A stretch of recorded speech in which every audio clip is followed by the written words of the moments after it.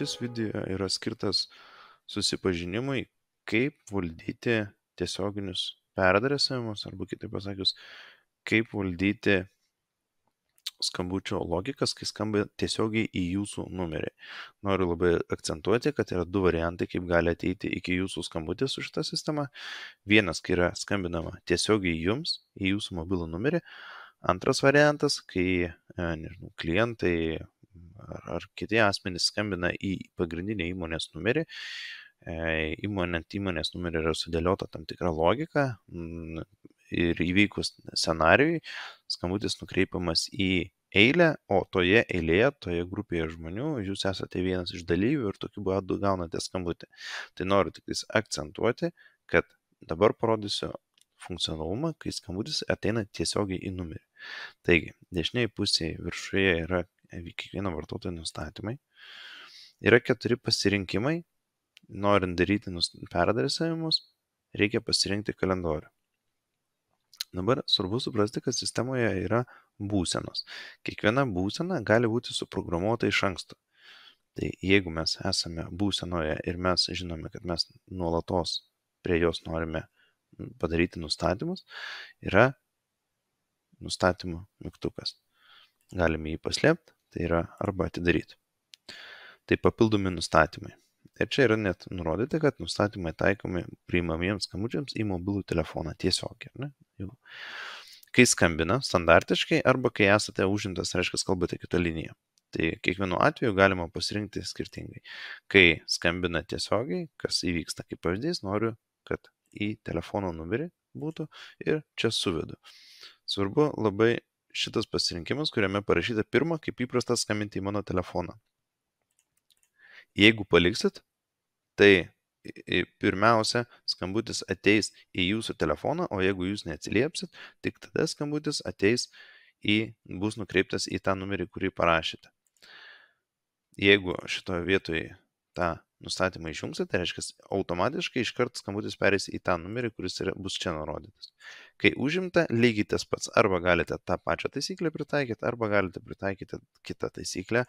Kaip pavyzdys, kai užimta, jūs norite, kad skambutis būtų nukreiptas į įmonės pagrindinį numerį, kad jum neskambėtų ant viršaus ir pasirenkate į kurį tą pagrindinį numerį. Čia šiuo atveju matysite sąraše tik tais tada, kai bus tų įmonės pagrindinių numerių arba funkcinių numerių. Jeigu jūsų atveju jūs neturite, tai vadinasi, čia bus sąrašas tuščias ir negalėsite šito pasirinkti. Tai dar kartelį, kai užimta, mes galime pasakyti telefono numeris, jį suvesti.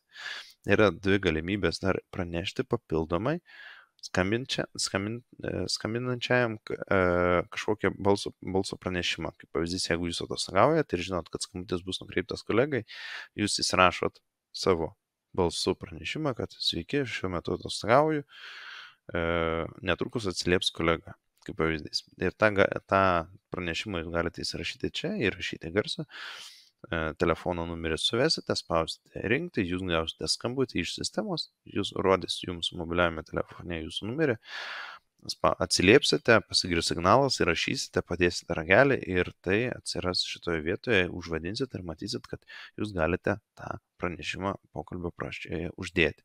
Tai vėlgi tas garsinis pranešimas, jeigu jūs norite jį uždėti, tai reikia aktyvuoti. Jeigu nenorite, tai vadinasi, jisai ir neskambės, jūsų nereikalaus.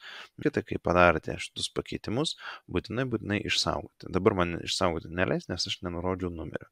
Bet jeigu aš noriu, kad tai būtų tiesiog visą laiką į mano telefono numerį, man išsaugoti sistema leis. Taigi, labai praktinis pavyzdys, kaip galima tą dalyką naudoti. Susiprogramuojame kelias būsenas skirtingas. Standartiškai išnaudosiu vieną, tačiau kai noriu, kad man negalėtų prisiskambinti, aš galiu ją pasikeisti, sakyti užimtas, o prie užimto statuso čia,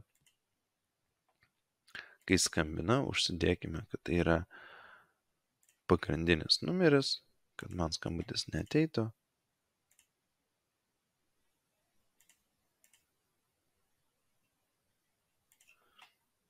Ir išsaugoju. Atkreipsiu dėmesį, kad šitoje vietoje bus labai paprasta tiek mobilioje aplikacijoje šitas būsenas keisti. Tai reiškia, vieną kartą aš tokį darbą pasidaręs, galėsiu aplikacijoje pasikeisti tik tais būseną, kaip pavyzdys, ir jau kaip matot, iš karto tos taisyklės yra suprogramuotos iš anksto. Tik tais spausiu aktyvuoti ir, reiškia, ta būsena jau yra pasikeitusi, pasikeičia ir būsenos ženkliukas. Jeigu aš pasikeičiu, išsaugau, kaip matot, būsenos ženkliukas taip pat pasikeičia. Tai tiek apie tiesioginius peradresavimus sistemoje.